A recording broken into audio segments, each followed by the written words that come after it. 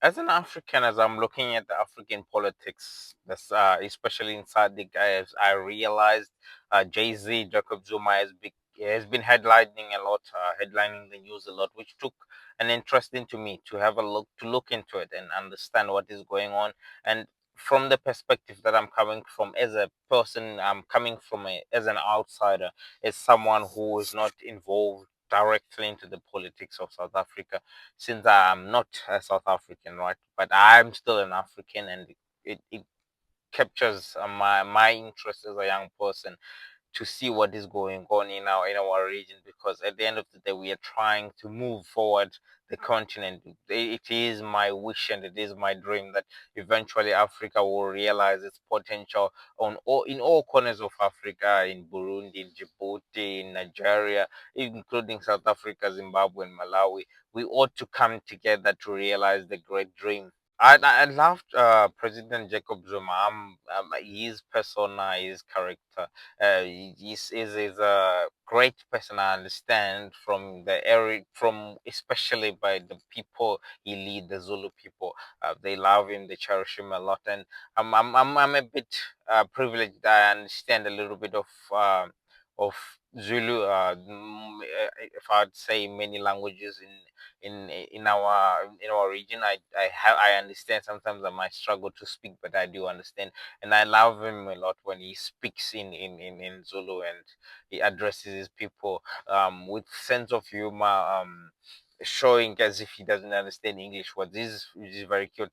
But what I want to bring to attention today, I'm trying to bring a different perspective to this conversation, because uh, as young people with platforms, as I'm watching different conversations on platforms owned by young people, I realize people are not saying the other side of the coin. People are not reflecting on uh, just giving a different conversation, different opinion. Because at the end of the day, we on these platforms, we are not mainstream media. Mainstream media, they have their own job. They do what they do. They just report and say this is what is happening. This is what is happening. But as a young people, we need to bring a different perspective to things. We need to put things into perspective so that we can teach and share ideas and teach each other. Because at the end of the day, the biggest problem we have in Africa,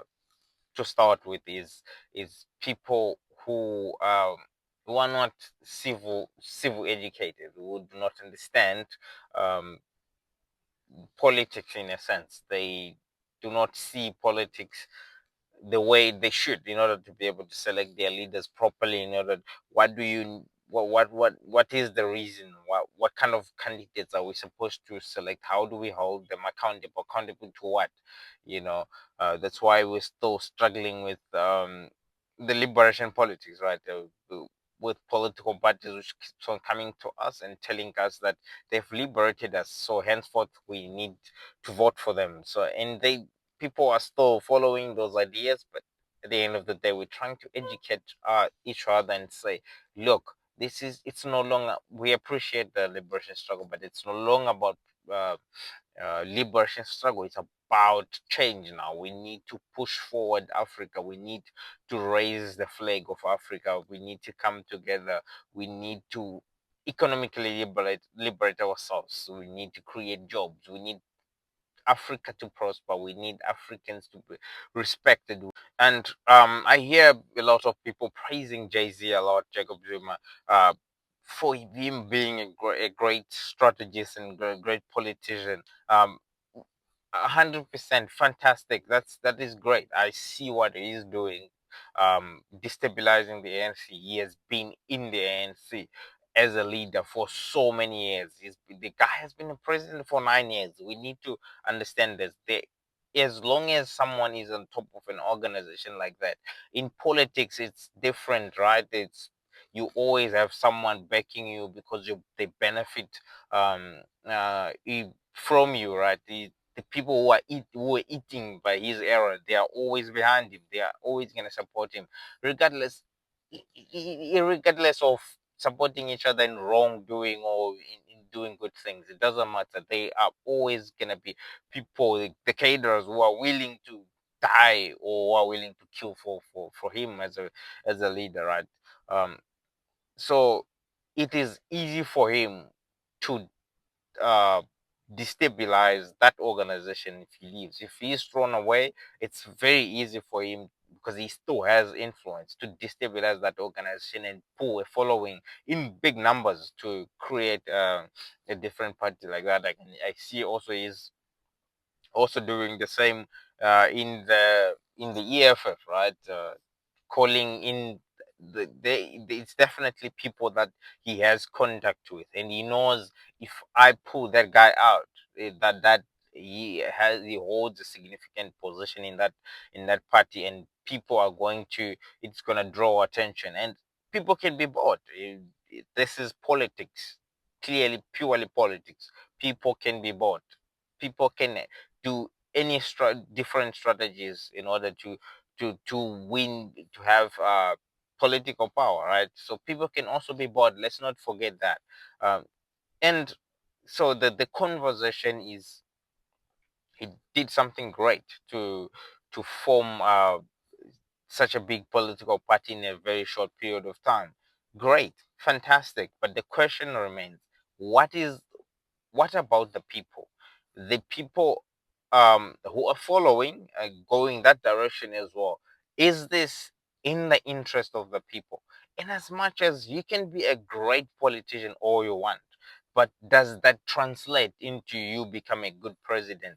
That does that translate into you becoming a great president who is gonna move the country forward? And luckily, with this man, we have proof. We have proof of 9 years of his presidency. The question we ought to ask ourselves: how was his presidency? How was his tenure? Was it successful? Was he a great president? But in my opinion, it's simply my opinion. I'm sure this might rub other people the wrong way. Um, I think his president didn't go well. He was not a successful South African president because it was all of scandals every single time. I mean, to leading up to him being expelled from office, and people ought to understand. I think he claims that um, he was ousted. It was a conspiracy, right? People were bought in order to start the march, and Zuma must fall. But look, yeah, it could be true. But at the end of the day, if you look at the scandals that were around him, I'm sure people were also fed up. The majority was also fed up.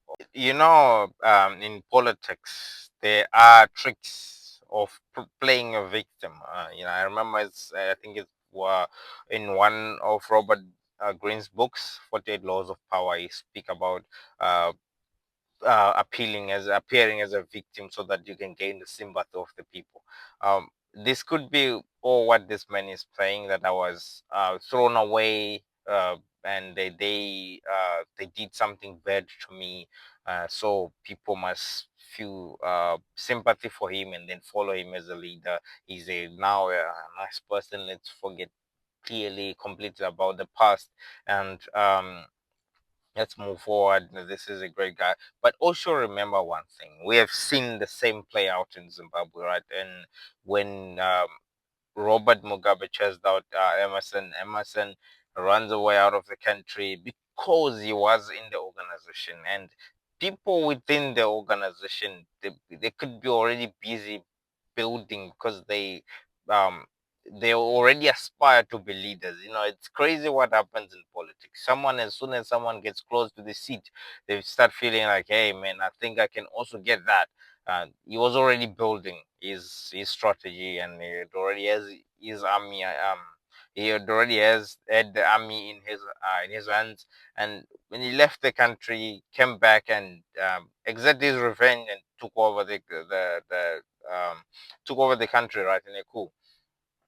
And the people celebrated, right? Celebrated that finally the dictator, the tyrant is gone, Robert Mugabe is out, and it's time for change. But the question remains: Did the change that people anticipated came?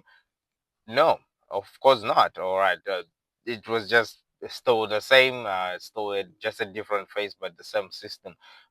So he got his revenge, but the people got nothing.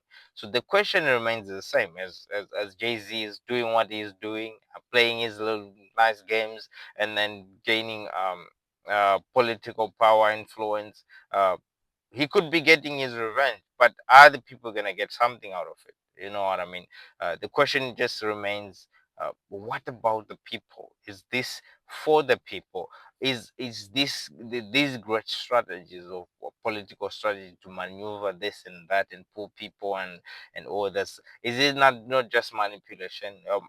For whose benefit is this? Are the people in the end, at the end of the day, going to benefit this? Is this gonna take the country forward? Is this gonna move the new generation forward? Maybe um he is pretty old, right? Maybe when he gets to power, he's gonna leave and pave way for someone else.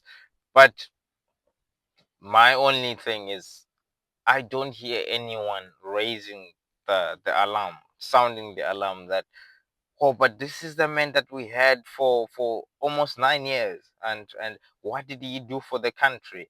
Now that he wants to come back, we ought to be careful, educate the people, educate the voters, educate the followers, so that they understand the reason. That's the whole reason why we ought to have conversations and conversations, because we have a population who is not conscious about politics, who do not follow politics, who do not understand the ins and outs of how economics goes, and all this stuff.